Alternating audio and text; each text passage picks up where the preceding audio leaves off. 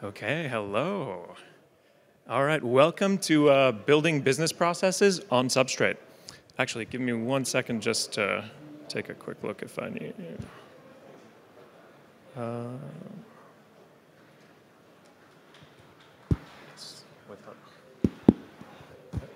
Okay, so yes, building business processes with Ventur. On the agenda today, we'll be going through a quick introduction of the growing demand for business processes within the Polkadot ecosystem. We'll be going through how, on top of Ventur, we've built in basically palettes, custom logic for handling business processes on-chain. We're going to go through how dApp developers can make use of these to build on top of Ventur and basically accelerate their ability to deliver business process-focused dApps.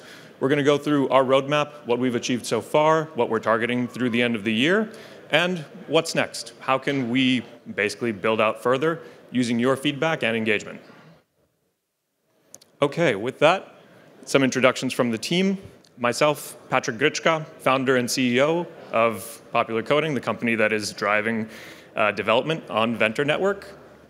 I've spent the past 10 plus years basically working on cutting-edge technology adoption, predominantly in the cloud space. And in that time, Jin and I have both worked with a variety of companies, basically helping companies that are both competitive startups, all the way ranging through to some of the largest enterprises in their efforts to adopt new technologies. Hello, everyone. My name's Jin Chang. Building on what Patrick has said, I've worked extensively with a lot of financial services customers and also regulated industry customers as well. Okay, thank you, Jin. And with that, we can dive into a little bit about what Ventur is. So Ventur is a parachain that's focused on enabling both businesses and professionals. The way we're driving at that at the moment is to, once again, build out custom logic in Substrate palettes that delivers basically end-to-end business processes. So this can be certifications that handle technical credentialing, something along the lines of completing a course of learning, like let's say the Polkadot Blockchain Academy, and ties that into hiring processes, so makes that available so you can gate, let's say, a work contract, gate access to be able to bid on an RFP through those kinds of credentials. The reason we're focusing on the use cases that we're addressing right now is mainly because we see these as being the use cases that are most tied to the current participants in the ecosystem.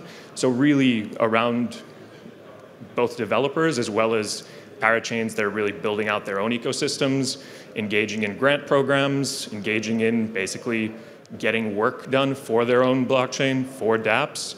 And essentially we think these processes that we've built out are going to help drive that, help accelerate it, and basically help the ecosystem grow faster.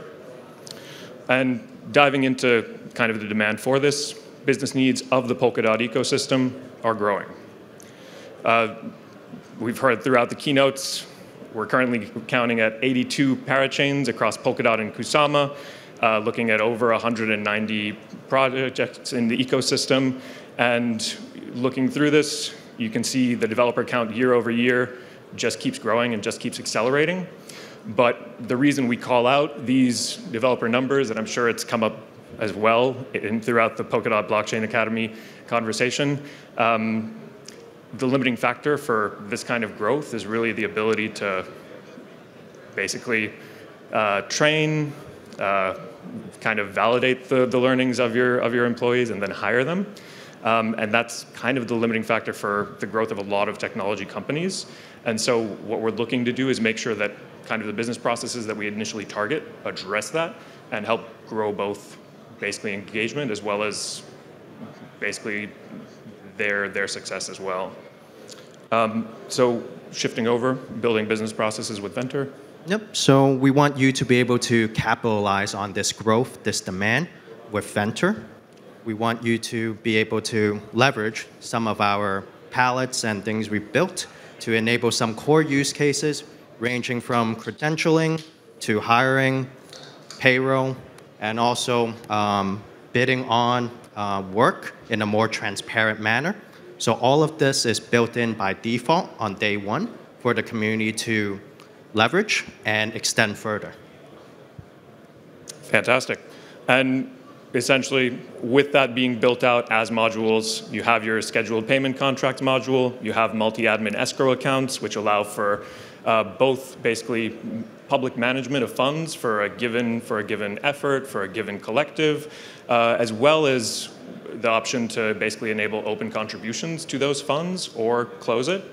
Non-transferable NFTs, which, while it doesn't sound revolutionary, just once again serves that purpose of being able to assign basically an NFT like an attribute to a given account and basically validate technical learnings, validate accomplishments that can then be used to basically gate access to whether it's requests for proposal or, let's say, grants programs. And next, of course, request for proposal processes, which once again, grants as well as work marketplaces. And finally, subscription creation and management, which for us naturally seems as a common kind of business use case for many dApp developers looking to build out marketplaces.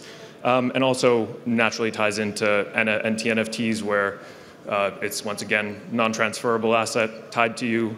The only difference is instead of an off-chain bit of information deciding whether or not that's granted to you, it's simply a matter of a payment actually granting it.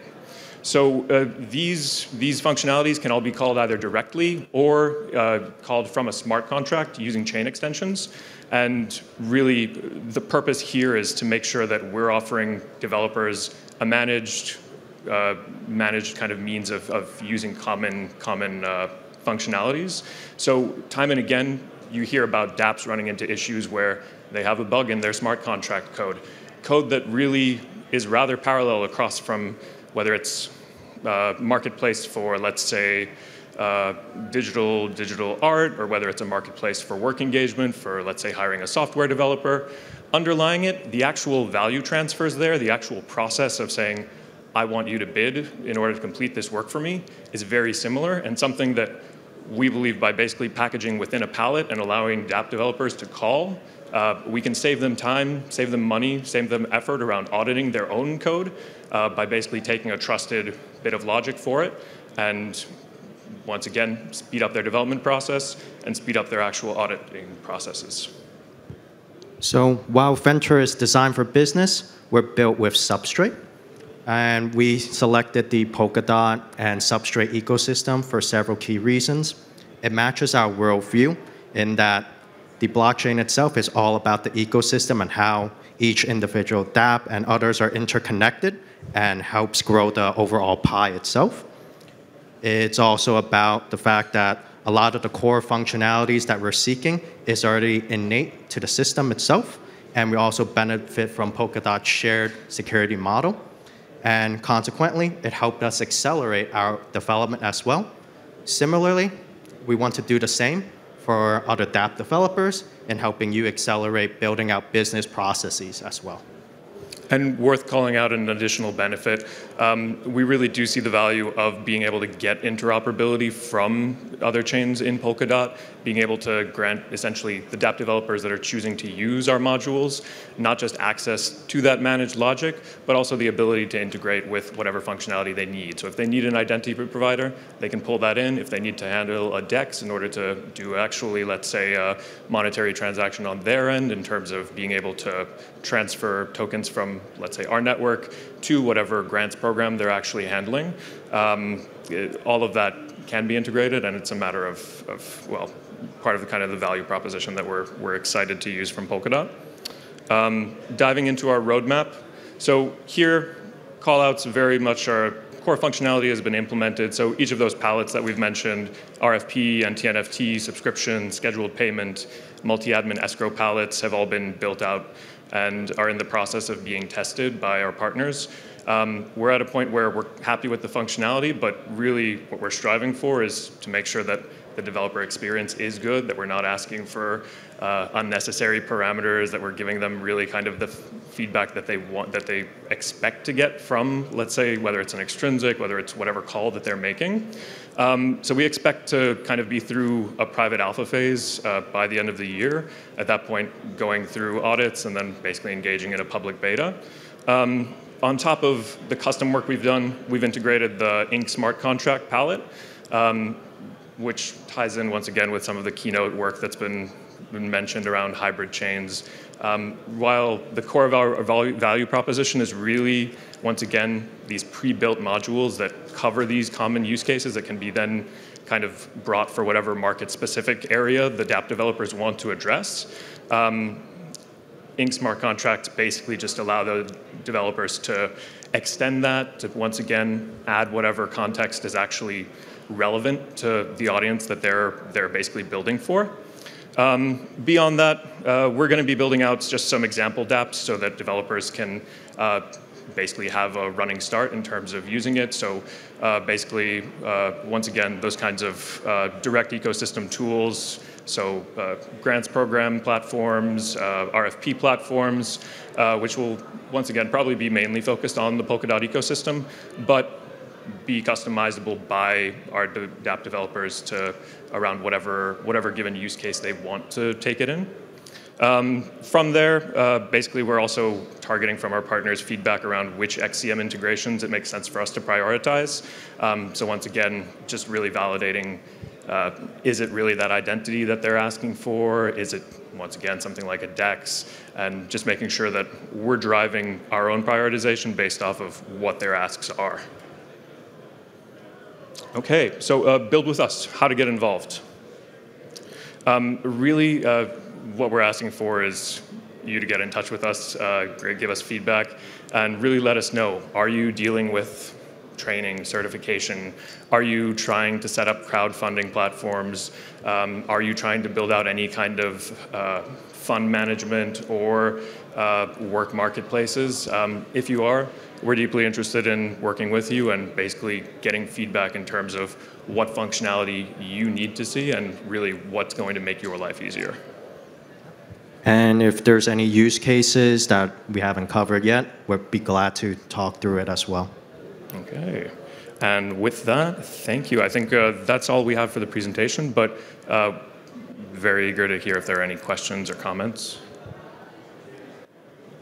Hi.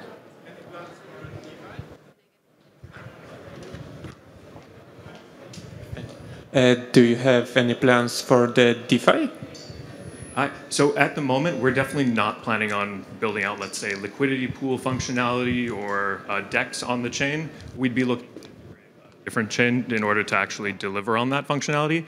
The extent, I would say, of DeFi functionality for us is more so really in kind of those multi-admin escrow accounts, where you can have basically funds that are locked for a given purpose with a preset list of admins that can actually interact with them and basically decide whether those funds are locked and only accessible to, let's say, a specific RFP program or a specific grants program.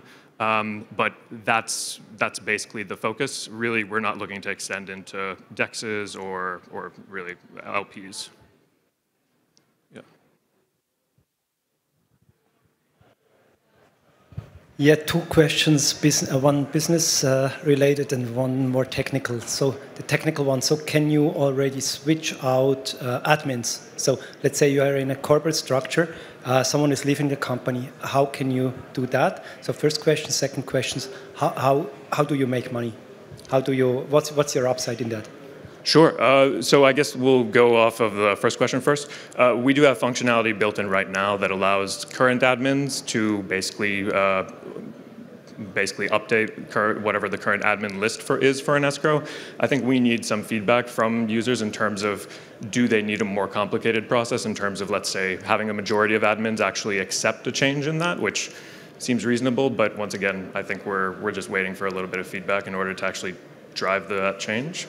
And in terms of how would we make money, great question. So I think there's 2 points there. One, basically us getting network transactions from usage of the network, which is a long-term goal.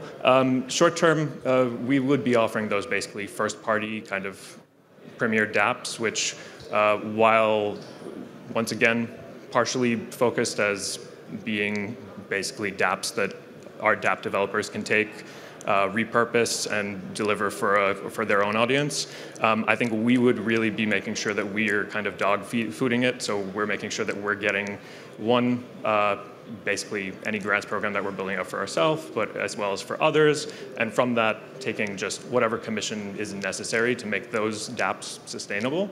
But yeah, long term, it really is an aspect of looking at basically network usage fees and really trying to find really the proposition for users that actually drives sustainable usage.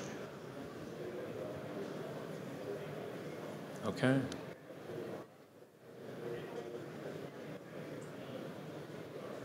I think we had a question here.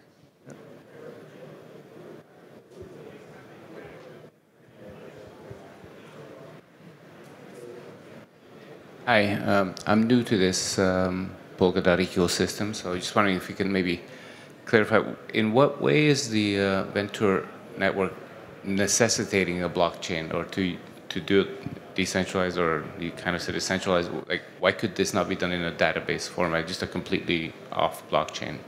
Sure, so I guess let me get at a few things there. Is your question more so why is this not just a Web 2 solution, or what benefits are there over a Web 2 solution? Yes? Perfect. Okay, so from that end, I guess that's something we can dive into a little bit more in future presentations. But really what we see is that the ecosystem is right now full of Web3 native as well as, let's say, Web3 curious companies. And those companies are really looking to be able to handle their business processes natively on-chain and really using the tokens that they have. At the moment, business processes are well established in the Web 2 space, but they tend to be predominantly dealing with fiat. So that's kind of the first step in terms of getting basically usage on board from, let's say, those Web 3 native companies. Once usage actually starts, then you start to benefit from kind of the reality of the space. Polkadot basically offers us a shared data plane that's available not just across dApps on our network, but available both across our network as well as all the networks that are integrated with Polkadot. So it's an aspect of changing basically the interaction from me just going on a job platform and getting a job to now me getting a job, and basically the record of me getting that job is available on the network for me to reference for whatever purpose I have. So maybe that's me referencing it for a future job that I get. Maybe it's me referencing it for some kind of developer collective that I'm looking to join. There's definitely different use cases that go into this, whether it's using that data for a live CV, whatever it might be. But the fact that that data is now available, whether it's for a user to simply drive a dApp on our platform, or if it's even a matter of, let's say, using a different business process platform that's focusing on a different aspect. For instance, we're really looking at the moment at this kind of work engagement, at this kind of subscription, at these kind of what we see as fundamental like marketplaces and engagements. But someone could very easily kind of take that from our platform, take the data of I've just gotten a job, I've been paid X, Y, Z, and another platform could then go ahead, take that data using XCM and basically output for someone, you're coming from, let's say, this sovereign region. Here's what your tax implications would look like. If you want us to process that ourselves, we could. So I think really, really twofold. Once again, just getting back at the core of your question, why Web3 instead of Web 2? I think really it's about meeting Web3 native companies where they are. But two, it just opens the door to really interesting use cases specifically for users. I know there's an aspect of like, a shared data plane isn't necessarily attractive for a single company because all of a sudden the user isn't necessarily locked into staying with your dApps, with your whatever integrations you've built out. But it's just such a fantastic aspect where, anything we build, anything someone else builds, whether it's an identity platform, whatever it might be, a DEX, only kind of empowers what the users are able to do on our platform. So yeah, sorry, rambling answer, but that's kind of the differentiating factor and kind of the value add over the current Web 2 implementations that we see going forward. Yep. Cool. Again. Thank you. Yeah, we are taking this. Big applause again for Patrick and Jin, co-founders of Ventur. Thank you so much.